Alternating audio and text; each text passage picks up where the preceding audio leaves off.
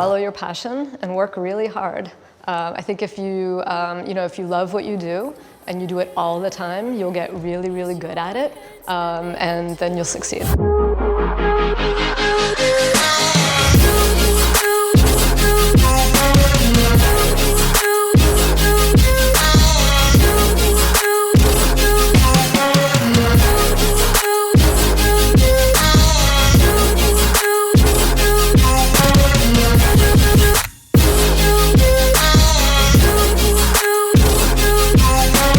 There's a couple of trends that I actually find a little bit disturbing.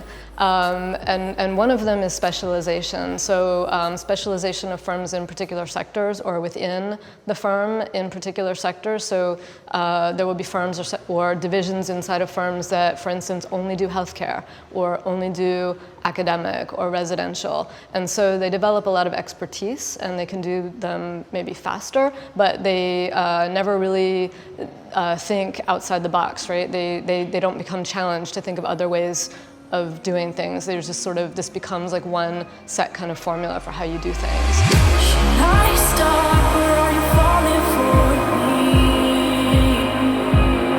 Is your world stop spinning? I think the other trend that's a little bit worrying is that the mid-sized firm is disappearing. So what we're finding is that firms the size of SHoP, for instance, which has 200 people, are merging or being acquired. And so there's small firms of maybe like 50 people and less, and then there's giant firms of 1,000 people or more. And so I think what SHoP is trying to do is be that mid-sized firm that's a generalist. And we have people who move around and do different project types so that we can really try to learn from one area and bring it to another.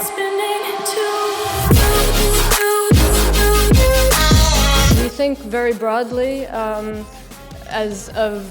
design as a tool for problem solving in the physical world.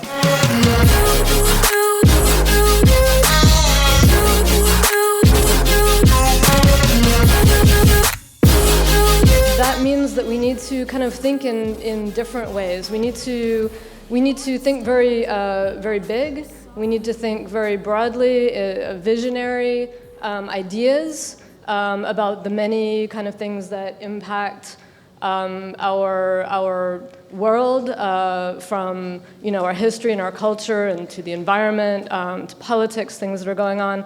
But we also need to think in a way very precisely, right? We need to be very practical and strategic in how we deal with many of the forces in the world that sometimes stand in the way of getting things done. The regulatory environment, or just the logistics of construction. My heart stopped when I first saw you. What we find is that when we engage with those forces, that it actually comes back and informs our creative process. It makes the vision stronger and more robust. And so that's really kind of in a nutshell what we try to do at SHoP, is to kind of have the big picture in mind, but then also think very strategically about how to get those ideas really made in the real world.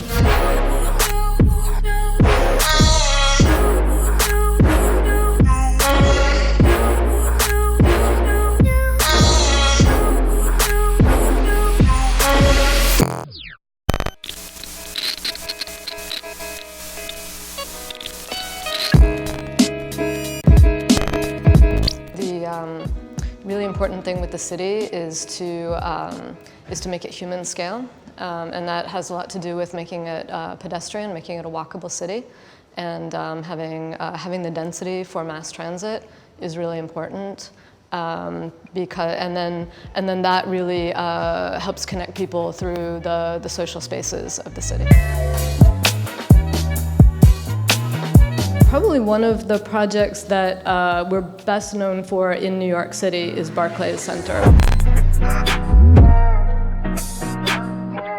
It's a basketball arena. It's built on one of the busiest intersections in Brooklyn, the corner of Flatbush and Atlantic. All of the subway lines in the city converge here at this point. So they're actually underneath the building. It was very, very challenging to build here, and we wound up designing the new subway station and entrance that connects. And that we thought a lot about that experience of coming out of the subway. There's no parking here, so everyone comes to basketball games or concerts by subway, and we thought, what would be your experience coming out at the station? And we wanted you to come up and have the view through the oculus of the sky, and then also through to the scoreboard to really create, a kind of an inside-out experience and sense of connection to the building.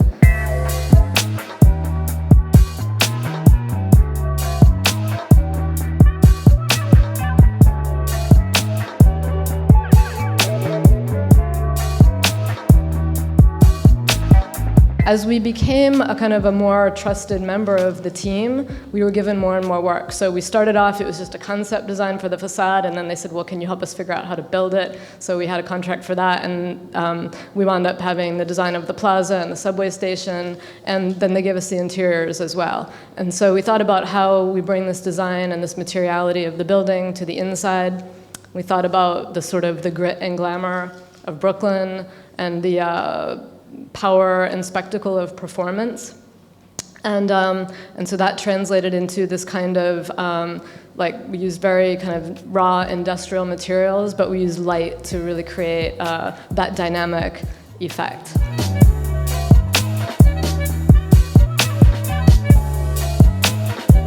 One of the things that we were really involved in was the design and delivery of this weathered steel facade. There are more than 12,000 unique panels in this facade, so that was obviously like a really a big challenge to design and track that. And we actually worked with the we used a nesting software that helped us minimize material waste. And here you can see the panels. They're being fabricated. They're going through wet and dry cycles to achieve the patina of the rested metal.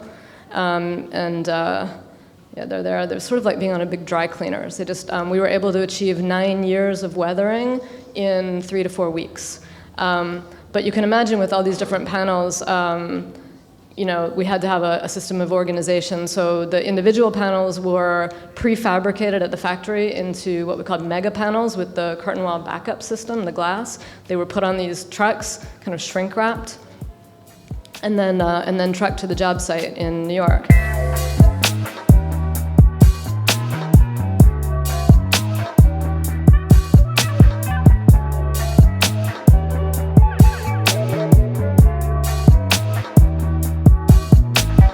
We developed a software basically an app, to track every panel as it went through the fabrication stations. It got scanned. And then there was a live web portal where different stakeholders could go in and they could see where all the panels were at any given time.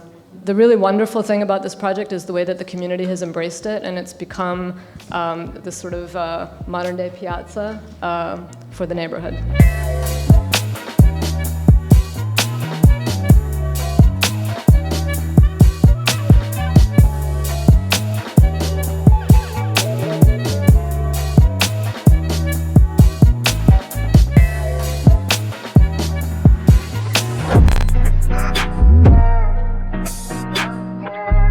A really important project for us was a couple of very early projects, really. And one was Mitchell Park in the village of Greenport. And it's a tiny little park, but it's a waterfront park, and we won it through a competition. It was really the first project that kind of gave us income to launch the firm. And also we learned everything there that we took later to projects like the East River waterfront.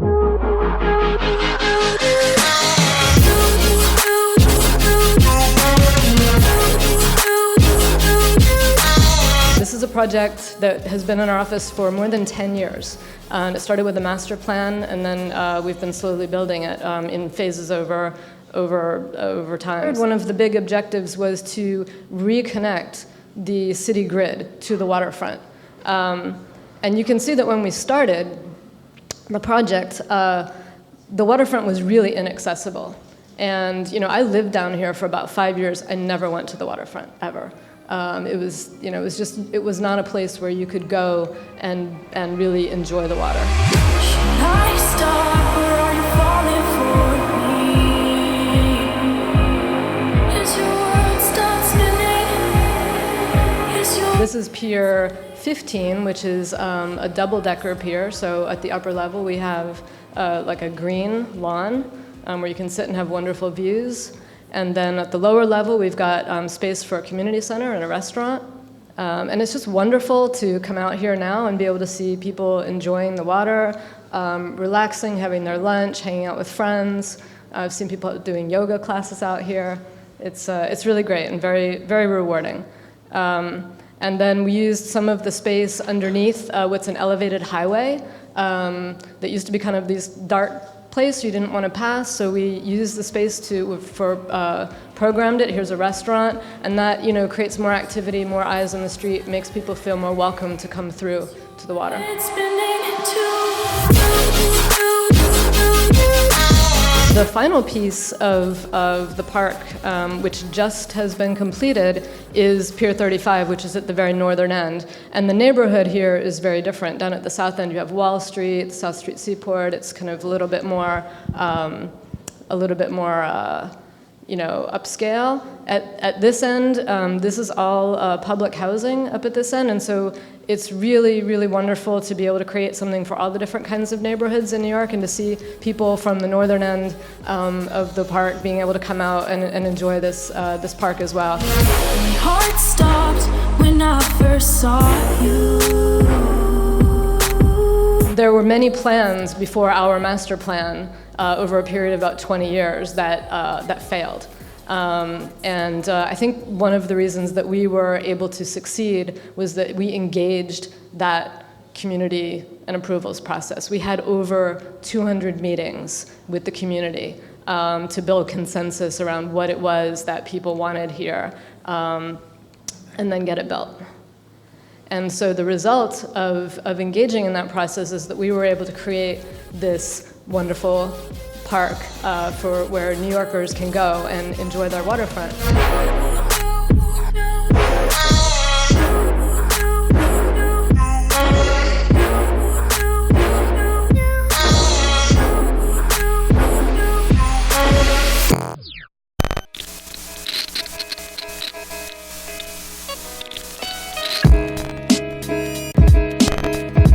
So technology is obviously very, very important at SHoP. It's one of the things that we sort of have a reputation for working with new technology, and we sort of started out with the technology of fabrication. So learning how we could get closer to the fabrication of materials and have more control over that through the use of digital technology, where our files went directly to the fabricator who was cutting or bending or carving from our digital files. So really kind of eliminating that that middle process of the shop drawings where you might lose some of your design intent. And also you have to really understand the material a lot if you're going direct to fabrication, because then there's no one in between to make sure it's going to work. So that was very important to us. And then I think as time has gone on, it's become more about the coordination and communication through the use of new digital platforms.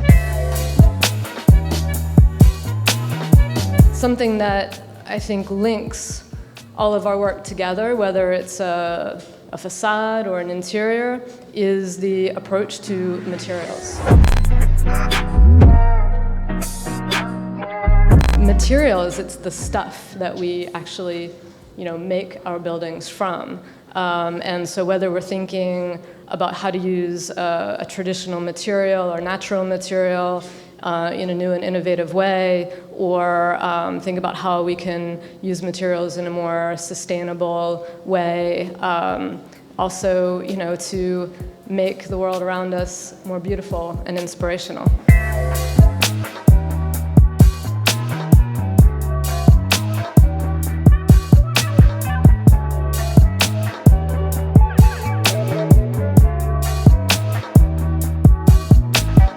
And then around the same time, we were asked to do another pavilion for Design Week in Miami. So we decided we would digitally print an entire pavilion. And here you can see the carbon fiber one being printed. And this really also became about logistics, because we had to understand the machining time, like how are we going to get these parts in a truck and deliver them. So we actually had to do like nesting inside of like the tractor trailer part of the truck.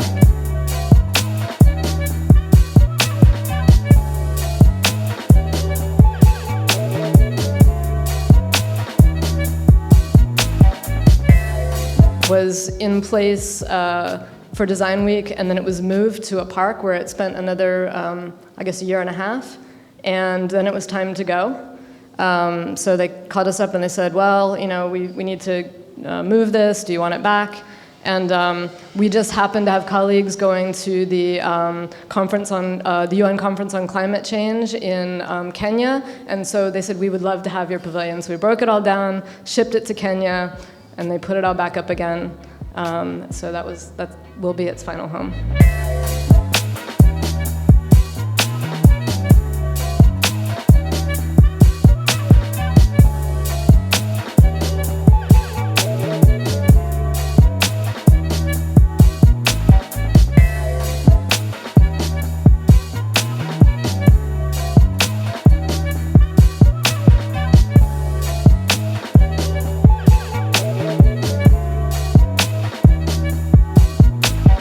This is for an innovation hub in Gaborone in Botswana.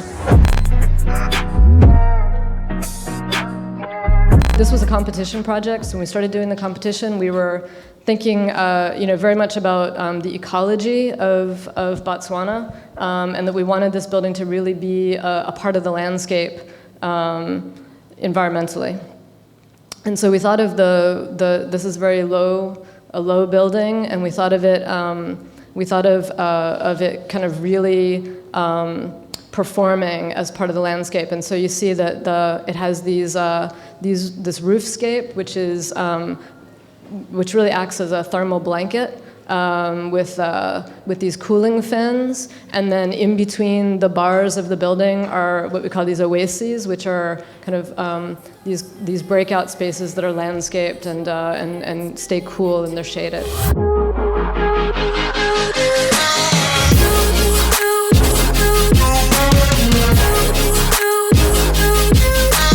One of the things that we found, though, is in Botswana, the concrete, they don't really have a concrete industry, and so the tolerances of the superstructure were awful. I mean, we're talking like 2 to 3 inches off in some places. So what we did at Barclays with the laser scanning became very important here. We actually laser scanned the entire concrete structure in order to make sure, then brought that back into our model, make sure all the pieces would fit right. Should I stop, or are you falling for me? Is your world start spinning? Is your head spinning too? Should I stop, or are you falling for me? Is your world start spinning? So we had this real kind of play between some very, very sophisticated design and fabrication techniques, and then using like kind of relatively unskilled labor. And we had a really wonderful curtain wall fabricator that we found in South Africa. They bought all new equipment. They tooled up their factory just for this project. And then we sent people from our office down there to get them set up and kind of get the process started, train them how to use the equipment. Is your head spinning too? You can see we had these, the elements were these cooling fins, and then these kind of, concrete canopies that were just concrete like a filigree.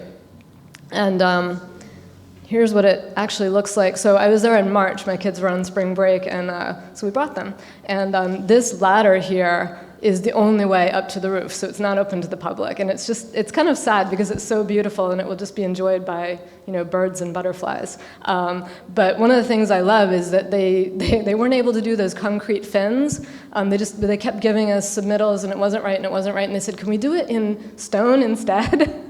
And so this is a traditional kind of stone that they do. They put the stone in on end where it's steeper, so it doesn't move, and it's just fabulous and beautiful. And you can see here, this is the green roof going all the way to the horizon when you get up there. My heart stopped when I first saw you. The other thing that we really wanted to do as we went to the interior is we wanted to think about how we could, bring some, craft and something of the place to this building, which is very modern and kind of like not really. I mean, it's of Botswana in the landscape, but it's not really in terms of craft because there's no vernacular building typology there that could translate to a building like this. So going to the inside, we started thinking about how we could bring something local to the building. And basket weaving is a living art form in Botswana. They have the guilds and the women there. It's an honor to be a basket weaver, and the women get paid really well for this. So it's very respectable.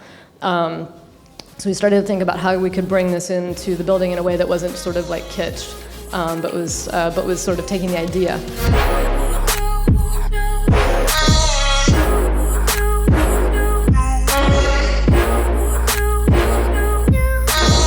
We were looking at different patterns, traditional patterns, and wrote a grasshopper script to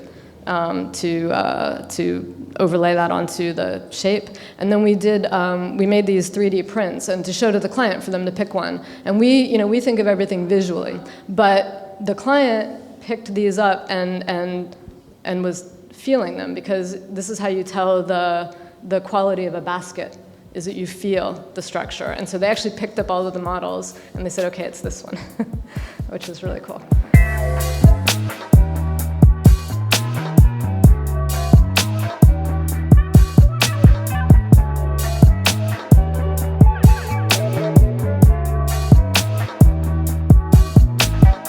We were thinking, okay, well, now how do we translate that into something that can be easily installed? So we decided to create a tile system, and here's the mock-up. And so you can see how the diamond with the fingers is one tile, and they kind of...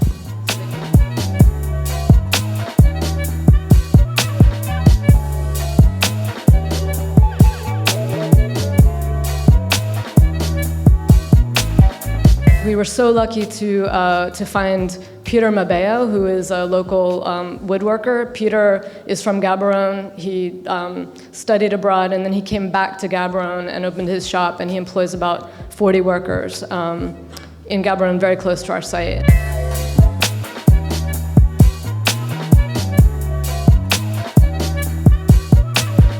He introduced us to weavers who are doing some textiles, and ceramic artists who are doing some tile work for us. And one of my favorite parts of this project was kind of an accident. We have a very large feature wall, and then we were given this sort of later in the project, and it's very large blank space, and there was no money. So I thought, okay, well, we're going to have to just use paint. And so we thought, well, at least we could reference the tradition of mud painting. And this is, every location in Africa has sort of its own designs and colors that come from the earth. And but I thought they would, we came up with a design, and I thought we were just going to paint this. But Peter went out and found actually the ladies who do the mud painting, and he brought them in, and this is doing a mock-up, and then actually putting this in on site. And there's a funny story is that when they first came in to start doing this on site, the client went crazy and threw them out.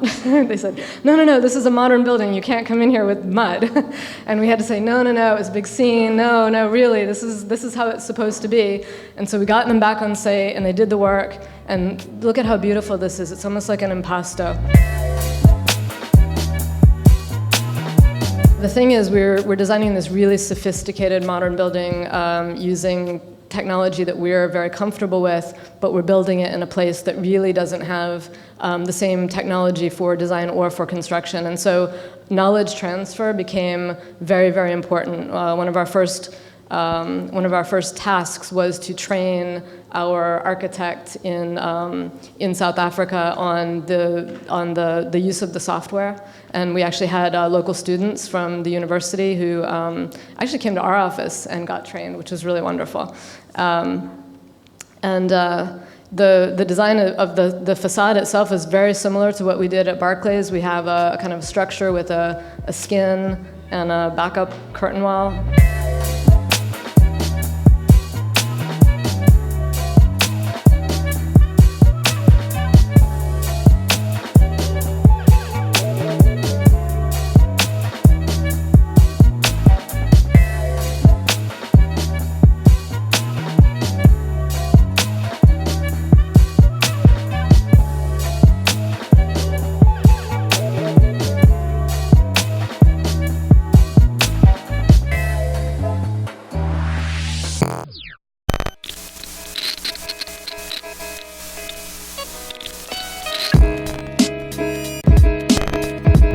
Some of our partners are obsessed with airplanes, not me, but yeah. So some of those planes, the collection started in my home, and at some point it grew to the point where I said, no, it has to go to the office. So it's much better home in the office.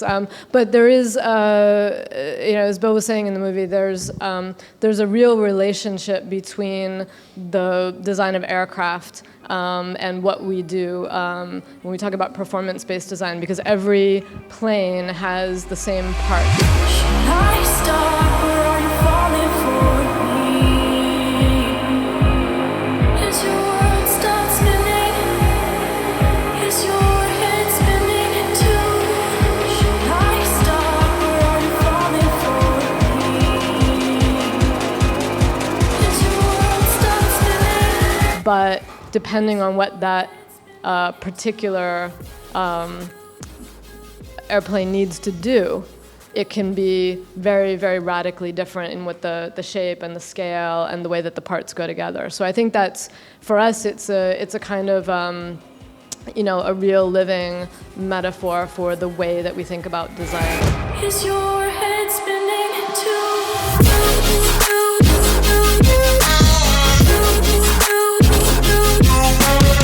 In the beginning, it was more like we were all working together on one project and talking through every single step together, and now we have to be more independent. But I think because of the evolution, because we've been together for more than 20 years now, so we've kind of learned how to when to talk to each other and when to bring someone in and say, hey, I need some advice, I need you to look at this, and when we can stand more on our own. But it's definitely not always easy. Yeah. My heart stopped when I first saw you. My world stopped spinning. Now my world revolves around you. Did your heart stop when you first saw? So we used to joke, actually we still do sometimes, but we used to joke that we were never really qualified for any project that we ever did because we hadn't done it before. But we also found that sometimes if we did something twice, people would say you're overqualified. So we've always been either underqualified or overqualified. But we don't like to do things too many times because they get old, and so we like to approach things fresh. And that's when they're very challenging, and we can, be more innovative in our thinking to address the problem.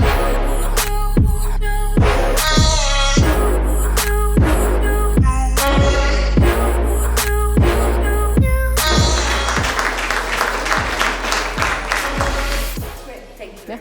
Okay. Good. All right.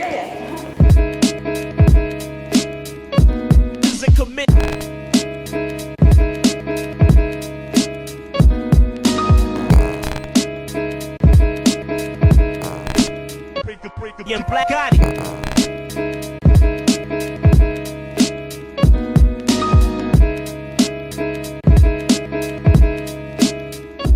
It's a commitment.